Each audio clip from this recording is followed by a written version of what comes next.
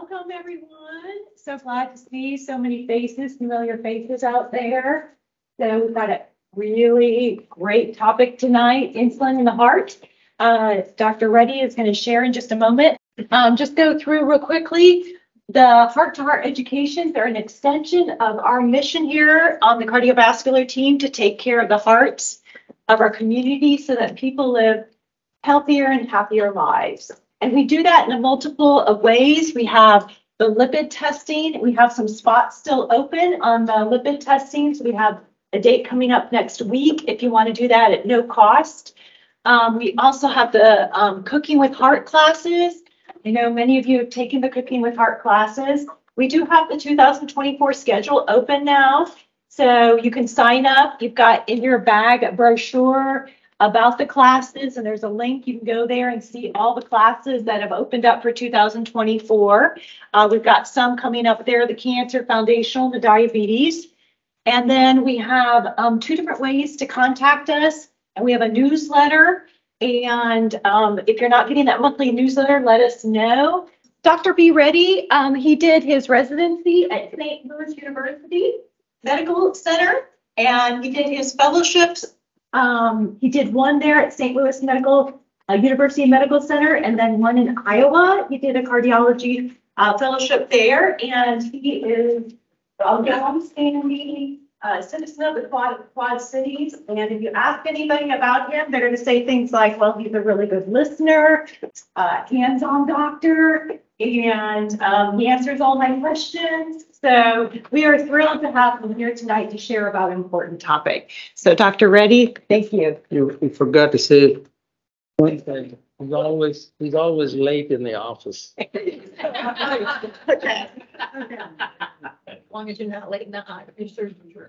Yeah. Running behind. There you go. Very good. Good evening. Thank you for coming so late in the evening to listen to these lectures. And we get busy as physicians. But this is good. This is good. You know, my goal for a long time is to, as a physician, they're taught us how to take care of people with ailments. But is there a better way to take care of people? You know, if we improve the health, they need less about as a mental health. The technology and medications really keep people alive for a long time. Heart disease is still #1 killer. However, people are living an average of about 25 to 28 years longer in the heart disease. So how do we, we have got really good, but how do we improve over that? And improving the lifestyle and other avenues of understanding, our health is important. And that's what a lot of research is going on. Anyway, so I'm going to talk about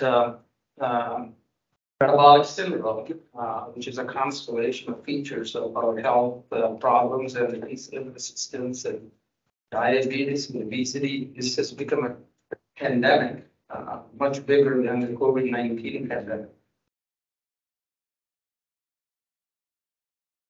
How this works. Okay. So this is a growing problem in the world of obesity. We are #1. We are on the top of the world with the obesity. Japan is the least, and where I'm from, India has a very low obesity rates.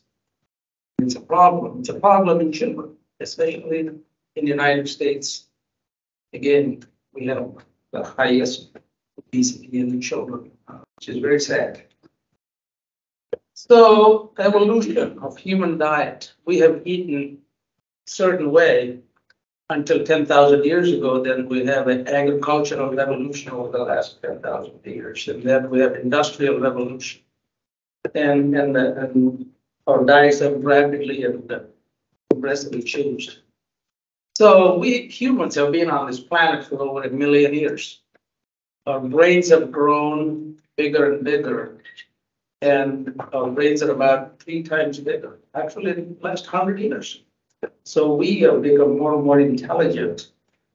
We can look at the progress in the world in the last 100 years with the computers and all kinds of technology and stuff. So we were very smart people in the world of animals.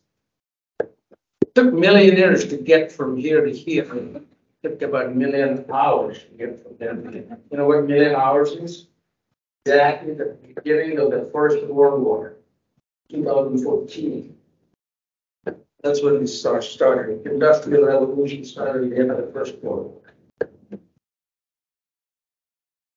So, there are a lot of causes of death, but there are preventable causes of death. Number one is smoking. Number two is food. Number three is alcohol, which is rapidly rising in the last 20, 30 years. If you go to the football ground, you'll see what I mean by alcohol. We worry about these things, drugs and firearms and car accidents. Very few people actually die from those, but we pay a lot of attention here, very little attention there, especially on diet. So when we get energy, when we eat a meal, it converts into glucose, and the insulin is the central hormone that regulates the entire our metabolic profile and metabolic metabolism. And so when you eat a meal, the insulin pancreas releases insulin. The job of insulin is to quickly reduce the sugar, store it for future use. So we have two stores in our body. One is liver. Liver is like a refrigerator. And the minute you eat a meal, the blood sugar goes up, and the insulin gets released, and then it converts into storage called glycogen in the liver. And once the liver is full, then the food keep coming as the energy keep coming. It has to go somewhere, but then we have our freezer right here, fat cells, and we store there. And that's how this works. When you stop eating or when you fast for a few hours, the glycogen comes out first by releasing glucagon. The glycogen comes and the sugar goes up. And if this is empty, then we borrow from our freezer, our fat cells. That's how our everyday mechanism of survival with maintaining the blood glucose in our circulation. So insulin is the central hormone that regulates our blood sugar. By the way, now how much sugar? We have about 5 liters of blood in our circulation. Now how much sugar is in there? 1 teaspoon. 1 teaspoon of sugar is in circulation at any given time in this moment. Very little sugar. So when you get a huge, whatever, sugary thing, our sugars rise quickly. So we'll talk about it. So 1 teaspoon of sugar helps entire circulation.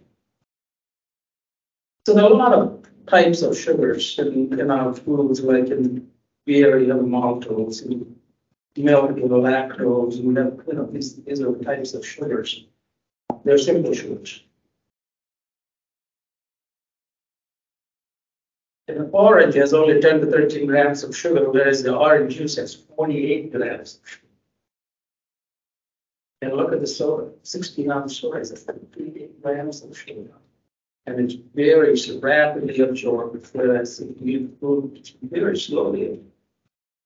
And the diet, they don't have any, but there are a lot of issues with the diet, because we'll talk about it in a second. Look at the 12 ounce of Coke or Pepsi has 8 teaspoons of sugar.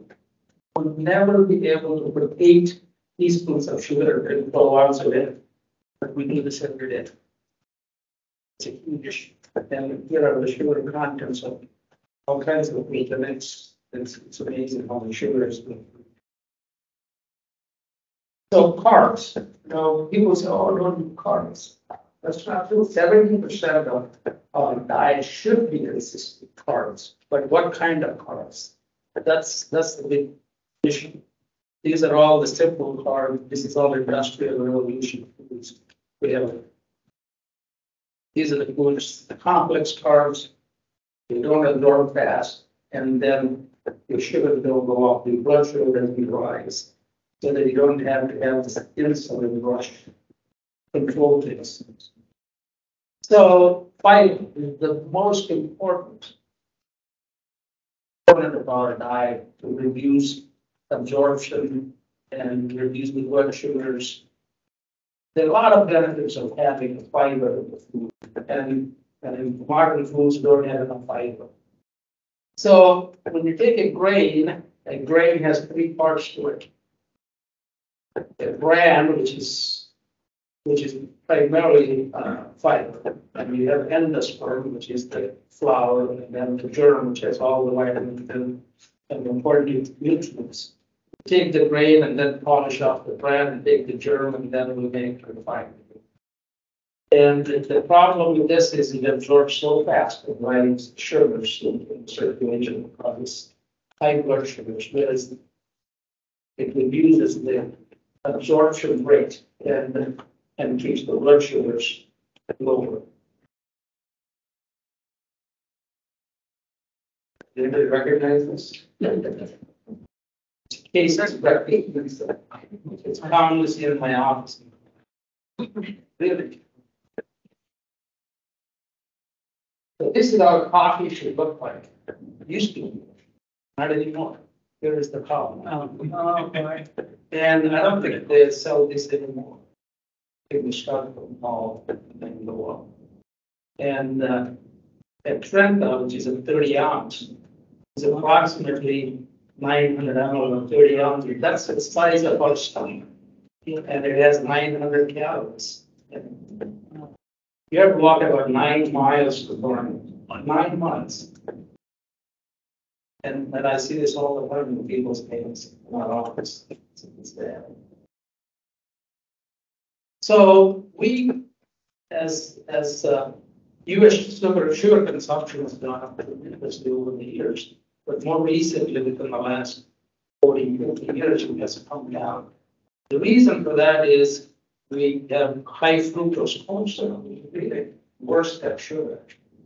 And this is all in our foods now. We have high fructose corn syrup as it's going up, and the sweeteners. All this up there. So here is the pancreas. Here is a normal human. As we start gaining weight, our pancreas is overworked and keeps releasing more and more insulin to maintain the blood sugar. Eventually, the pancreas gets tired out, just like any other organ, and will start deteriorating and producing less and less insulin. So our body, over the period of time, as we continue to consume calories, what happens is eventually there's not enough insulin. Not enough insulin to meet the demands. Our insulin levels are very high, but you're resistant. So the reason for that is so the job of insulin is to reduce the sugar and reduce the glucose, right?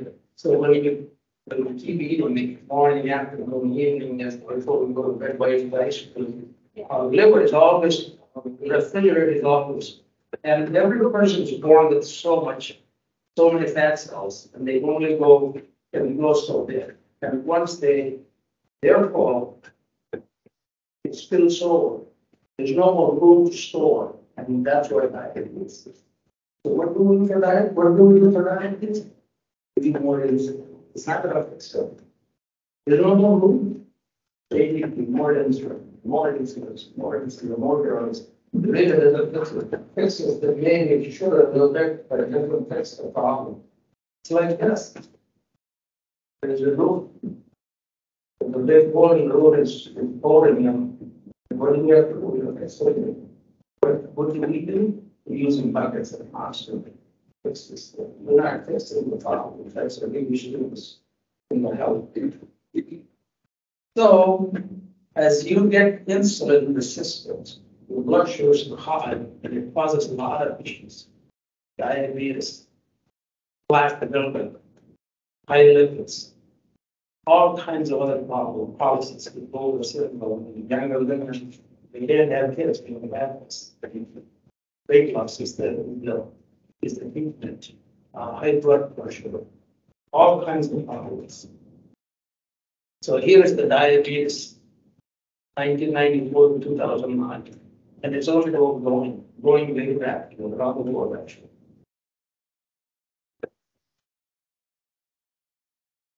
It's going to be much higher. So when we talk about diet and calories, and we talk about calories or calories, it's not true. Depending on where they're coming from.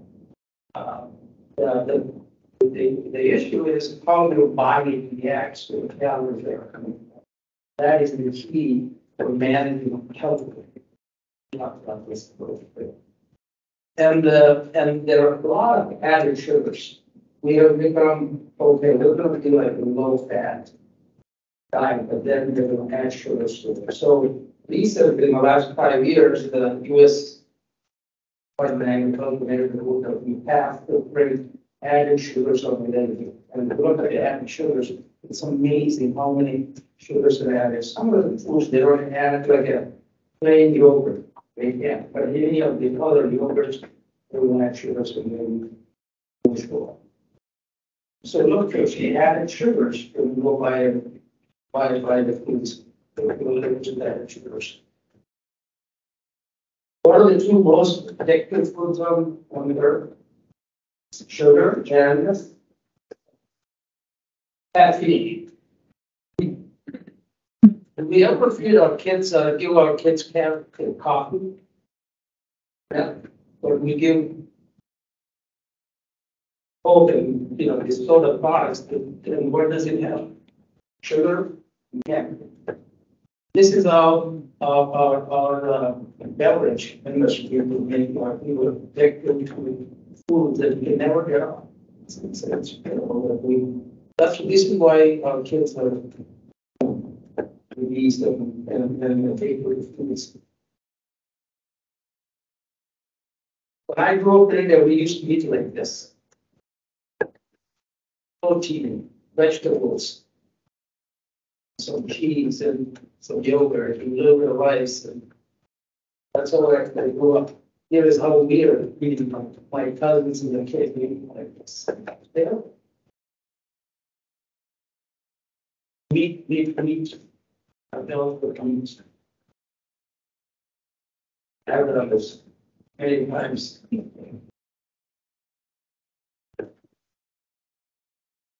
So doctors tell patients that, okay, once you get diabetes, it's not going to go away. And you have to take medications for the rest of the life. That's a country. It's a disease of nutrition. So we have a higher insulin than we need in diabetics. And how do we fix this? Not by giving drugs. The treatment of diabetes in 1916, temporary periods of undernutrition, like alcohol the treatment. But they have invented just a long time ago. If you don't eat, the diabetes gets bad. There are only 2 times in the last 100 years the diabetes improved. The First World War and the Second World War. The reason is liberation. They didn't have enough sugar at the time. The diabetes got invested. So insulin, drugs, and low-fat diets doesn't cure diabetes. Bariatric surgery actually cure diabetes, even though there's extreme form of treatment, fasting, but we're going towards this, not towards this. That's the change that has to come in managing these patients. Very tight control of sugars, of our blood sugars, doesn't improve mortality and death rate. It doesn't reduce the death rate by intensity or the stroke. It doesn't make any difference. We feel good by looking at the sugars. All my sugars are good. My hemoglobin level see it less than 7. It's really, you still have diabetes because you take more and more medication to get to controlling blood sugar. And this is how we treat. We start one drug, two drugs, insulin, more insulin, more insulin over the time.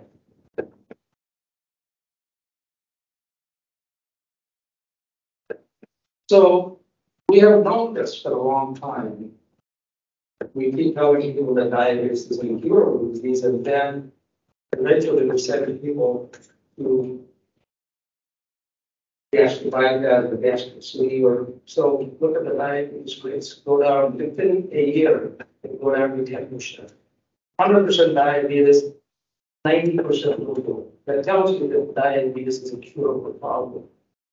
What are we doing with this? Forced starvation. Again, they eat the poor, so that's why they do it. But eventually they start finding ways to eat more, and even at 10 years, if it's successful, 40% of people still, only 40% are diabetics, 60% are still not diabetics.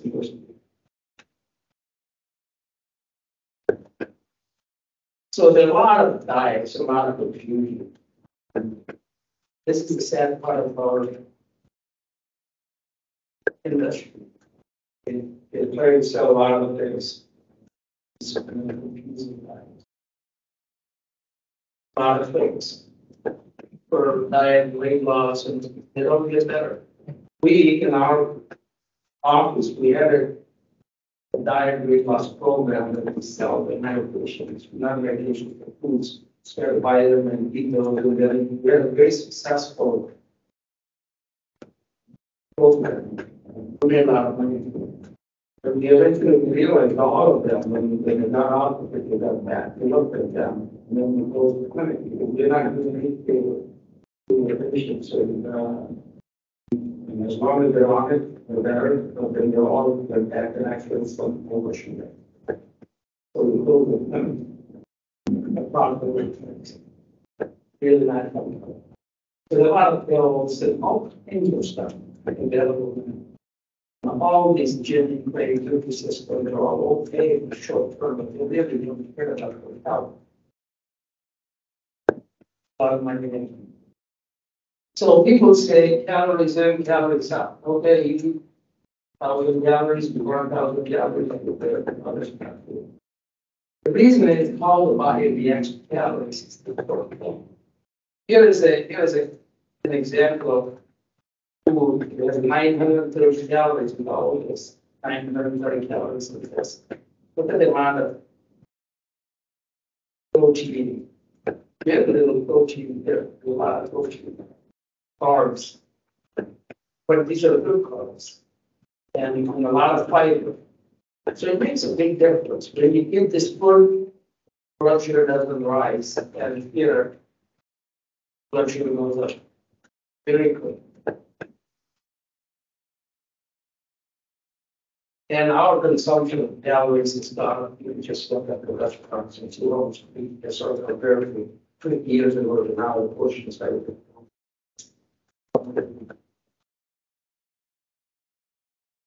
So what is metabolic syndrome? The metabolic syndrome is when we have excessive calories over a period of time. Hallmark is central obesity. Central obesity meaning we accumulate fat in a period of time. And then you have your good cholesterol goes down, the blood pressure goes up, blood sugars goes up, triglycerides, so circulating fat. When you eat a meal, the gut package can get small molecules or releases from circulation. Triglycerides go up, but you don't burn them anymore.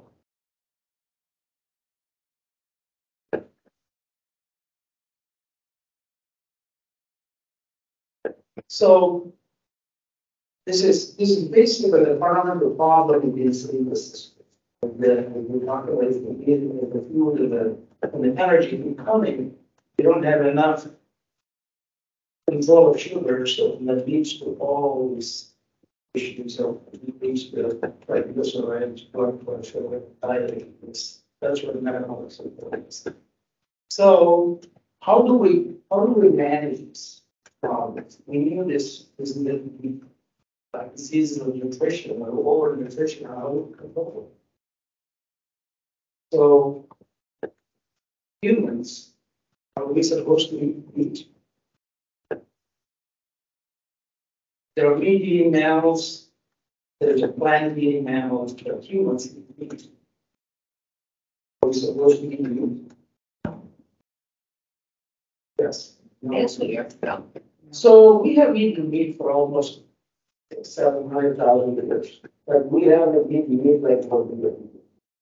For example, the way humans start nutrition is we are gatherers and hunters, right? We gather foods like nuts, fruits, leaves, berries, roots. We gather.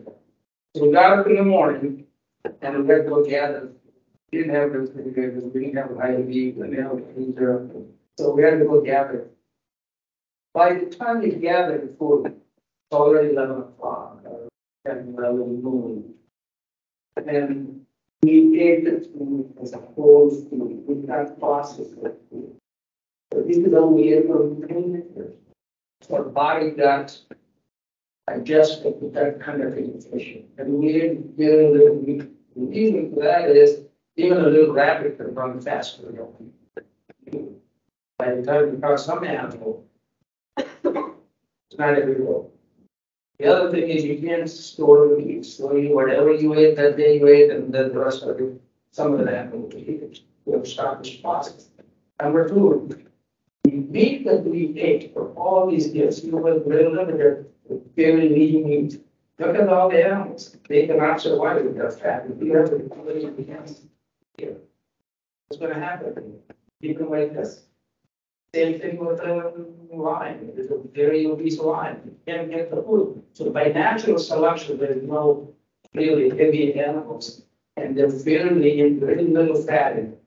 Look at our meat now. We are eating meat that's terrible. Our pigs, they just sit there and eating with our cattle, our chickens, there's so much. The meat is horrible. It's not a meat that causes a lot of health problems. So that's the thing. We ate very little meat, we get healthy meat. And we ate a lot of grain and foods in a natural form. The other issue is humans, we didn't have breakfast, we didn't have anything. So whatever you gathered, you ate. And by evening, 7 or 8 p.m., it's dark, it's humans. Humans cannot swim it up. Those animals who eat you will see very well. So we have to go and hide. We didn't eat anything until the day next day. So we ate from anywhere between 10, 11 noon to like 7 or 8 p.m. until it's dark. And then we get back water and then we started looking at it next day. So our body had to figure out nutrition is coming only about 7 or 8 hours in a day. How am I going to maintain the sugar the rest of the 16 hours or 18 hours? So we created insulin. So when the nutrition was coming during the daytime, we were eating all these foods, the blood sugar was going up, and then the liver pushes all the extra energy into your liver, which is your refrigerator. And then by 8 or 9 or 10 p.m., you're not eating anything, and then you're bringing it out and maintain the blood sugar. This is what happened in the last 2 million years to our bodies. What are we doing in the last 50 years? Breakfast in the morning, right? Breakfast is king. You know who said that we came up with that? Breakfast is king? Kellogg's. Kellogg's. Okay, fine. Breakfast is king. Then I would say lunch is a dinner is a coffee. Lunch is a prince. So we have to give somewhere. Otherwise, get into trouble. So the breakfast is king is a modern thing. Humans never ate breakfast until modern time. So how do we fix the problem? So our body, our genetics are used for a certain kind of way we got the nutrition, and we go back towards it will do all the time. So That's why the intermittent fasting has become more and more popular. And a lot of communities, they do the land and around the island. They for a month or 6 weeks. They don't eat from sunrise to sunset. You get healthy. So they came up with this process where you get healthy again.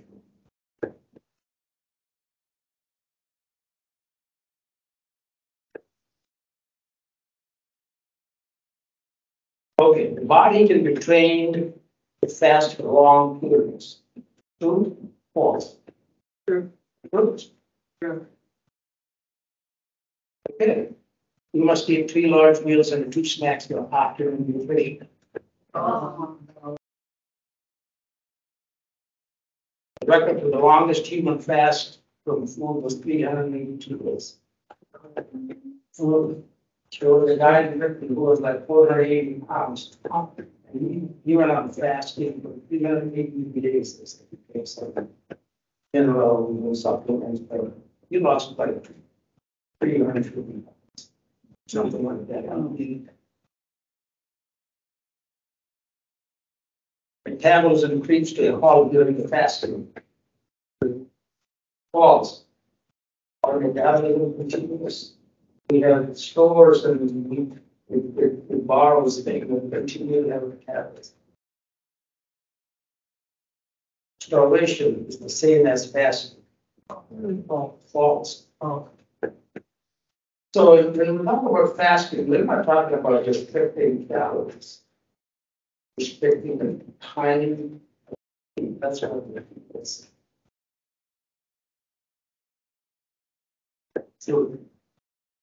So our gut bacteria are very important, and depending on what you eat them, that keeps you healthy.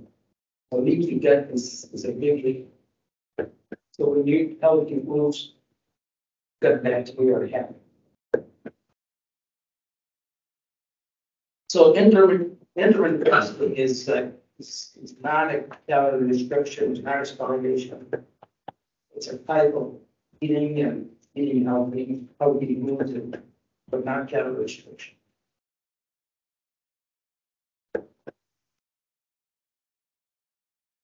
So there are a lot of benefits of intermittent fasting. Look at the weight loss. We get these are all these processes. And then autophagy. Autophagy is a process where you actually clean up your own body by doing fasting. So there are a lot of radicals or elements in our body that accumulates with that time and we continue to eat. So when you go fasting, sort of somewhere they call it a cleansing diet and stuff like that. And you actually clean up a lot of the radicals, which are called the gases. That's why people who does intermittent fasting,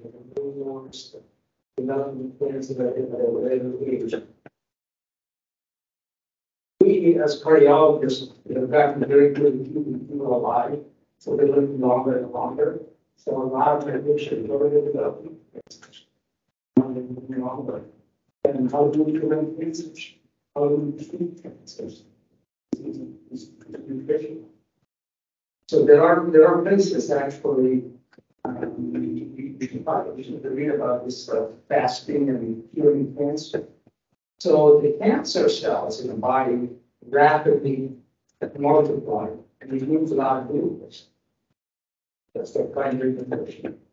You really put them on fasting, there's no glucose, cancer cells die. There are people who have stage 4 cancer, people say they're going to die in 3 months, doctor tell them you're going to really long to die. And there's a place called True North America Center in California. And they take these people and then put them on fasting, like a 40-day fasting. 40-day fasting. The cancer will get better. That's how cognizant of fasting is. A lot of people go there from fasting. And then the US people raise fasting, and you're going to be 28 days before you do this.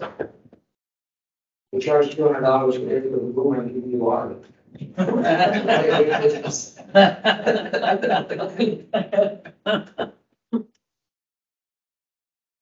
So autophagy it's invented by a guy. You know, it's 16 and a guy who have price for medicine. So we enhance the autophagy to a lot of conditions. So how do we do this? Whenever we talk about, people are fasting,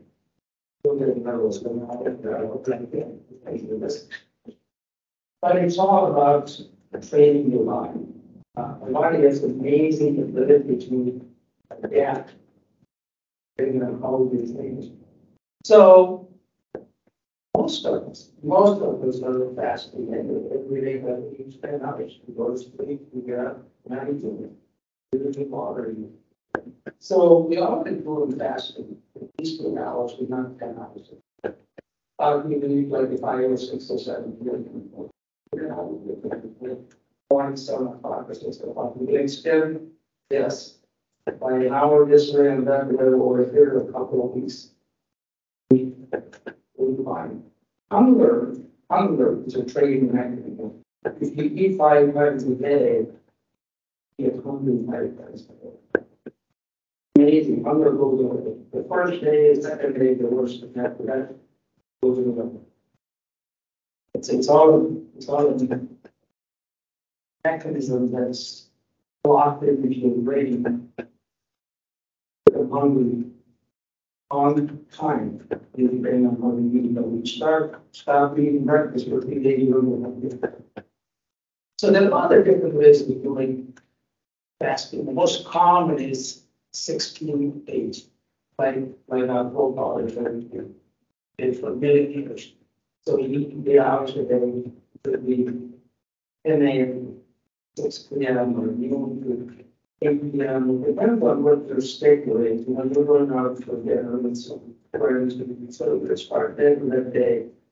You can hold these hours every day, just with that. But it's 8 hours and 16 hours. It's just good. It's actually really easy to use. They have a pretty good one. There are a lot of other ways to do it. Some people do. Days a week, my mom has fasted all her life. So this is a great year and 5 years.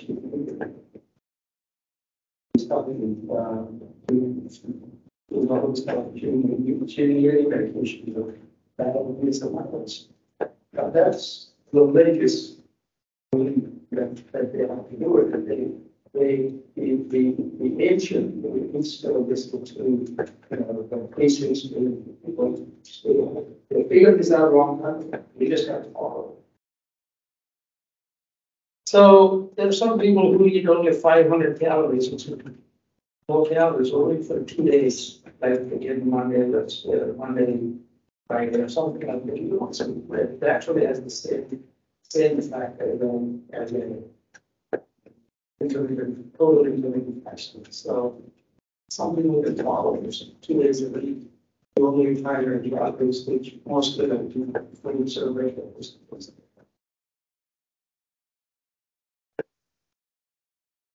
So there's a big balance between eating and fasting, and if you maintain that, because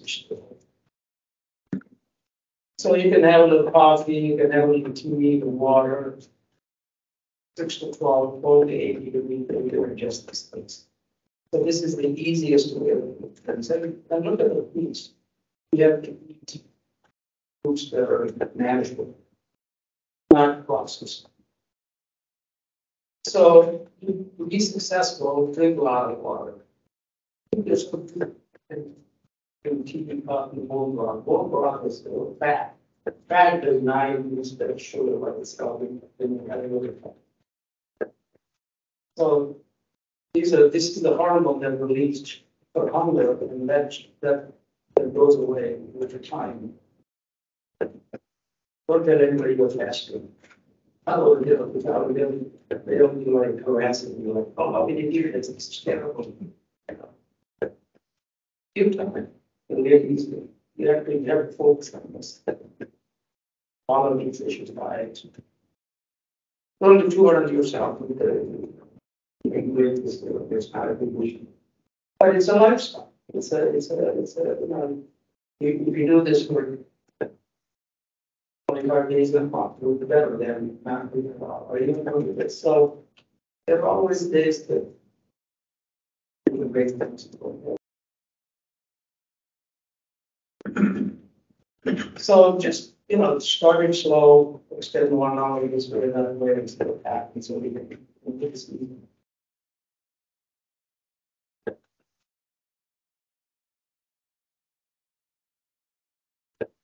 So initially do 2 days a week, then maybe 5 days a week.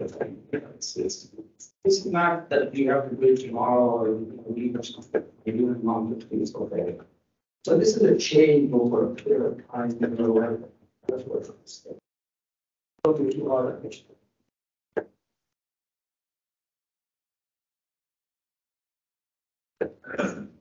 And insulin resistance, people are about knowledge.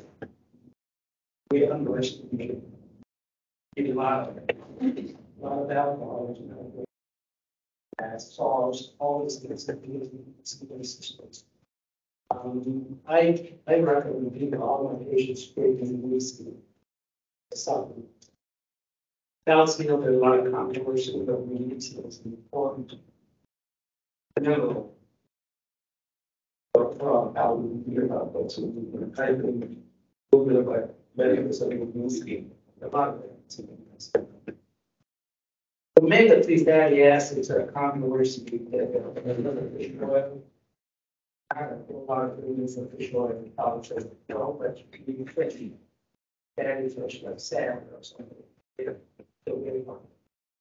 Anytime when you eat, when you get some, you know, fish and you natural way there's value in supplements.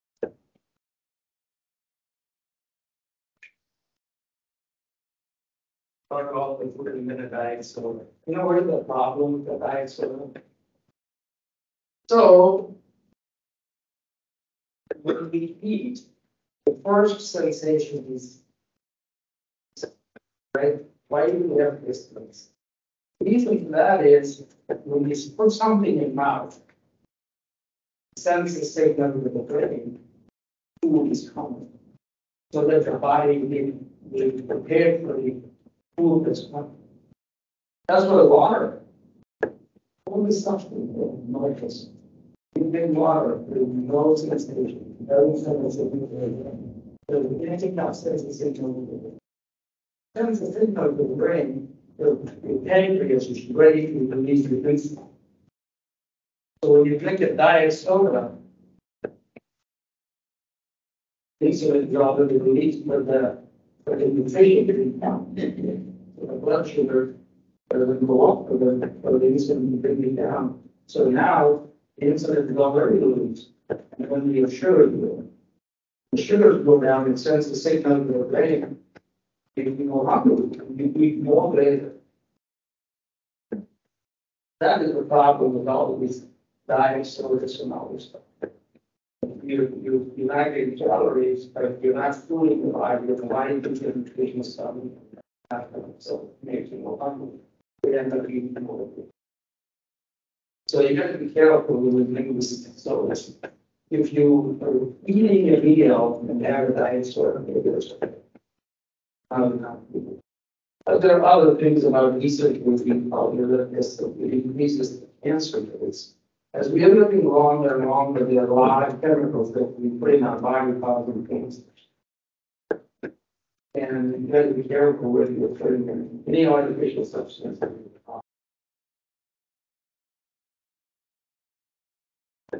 don't know where I found it was a great deal. So exercise. When I say exercise, as we get older, it gets harder and harder.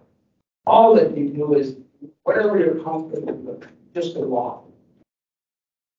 Even if you're dividing into 2 having the days, 15, 20 minutes makes a huge difference in your insulin sensitivity. It improves the insulin resistance. So, and this is what, as we get older, improve your strength. There's stamina, there's stability, and general sense of well-being. So it's very important, even with the bad parts and deep parts and exercises, some form of exercise is very important.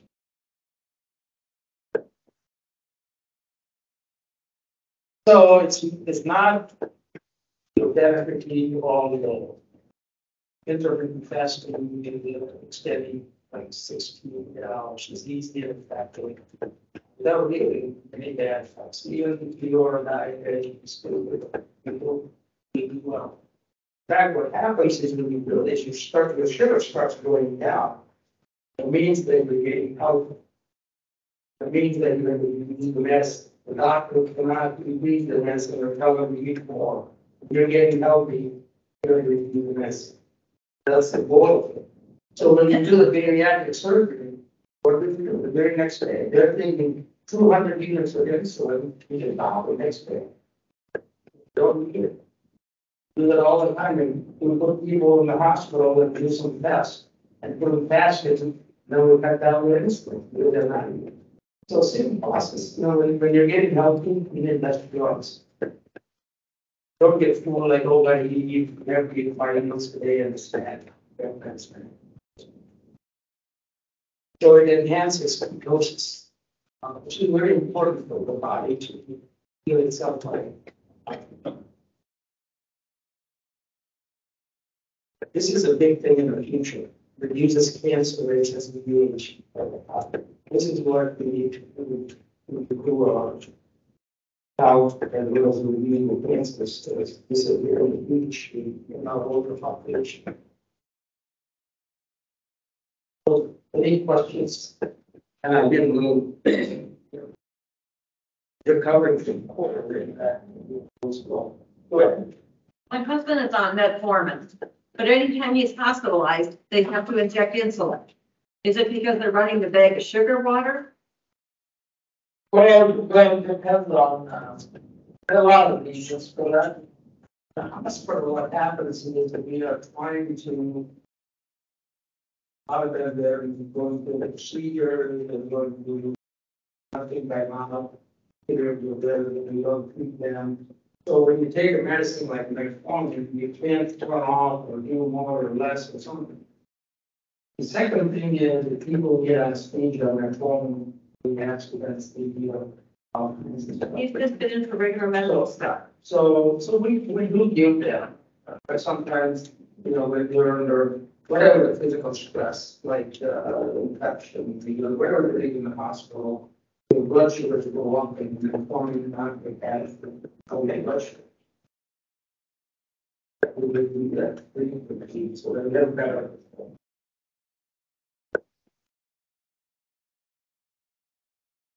Any other questions? Are you familiar with Live and Light, LYTE? It's a weight loss thing that they were on Paula Sands the other day, and they said that a cardiologist had actually recommended one of their patients to go to them. So pretty much the concepts are same. The concepts will not change.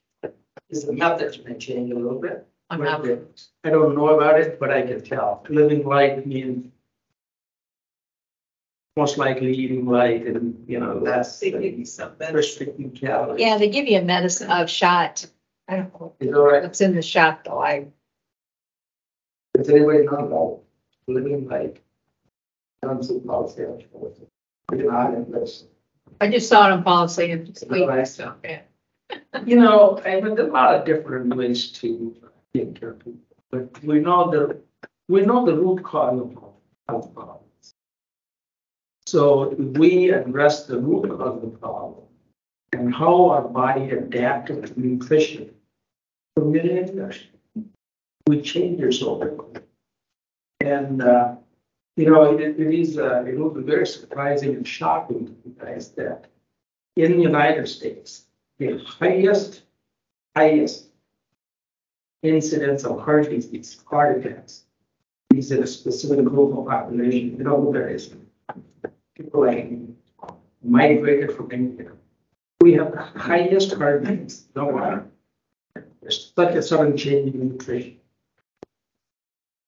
We have eaten differently, and then I moved here. I tell you, I came here in 1986, September. By December, I gained 28 pounds. Wow. It's amazing. It's I never eaten a pizza. And we eat pizza almost every day. And I tell you, by 15 years ago, I became a diabetic, which is the highest increase in diabetes in the world is in India because of the wealth they have. And Chinese people are eating foods that have no nutrition. So I was taking metformin, I was taking another medicine, but the sugar is not ability for it. Even I was taking metformin at times that I realized. I lost 21 pounds in 21 days. I ate 500 calories every day and ran 500 calories on a treadmill. I lost 21 pounds and my diet is run away in 1 week. And, you know, I don't have any problems, but what I'm saying about nutrition is the number one reason why people are dying of getting sick. It's sad that many countries eat food in a natural form. One more question. I was gonna say, do you have any opinion on the whole food plant-based diet? Yeah, I mean, that's how it's supposed to be. That's where I do this. I need to be, what is both food? It's unprocessed. Plant-based humans are plant eating animal. Not a meat person. You should get a little bit. Food that we eat should feel our life. Plant-based diet, whole foods, unprocessed. Just feeling alive. Help me thank Dr. Reddy.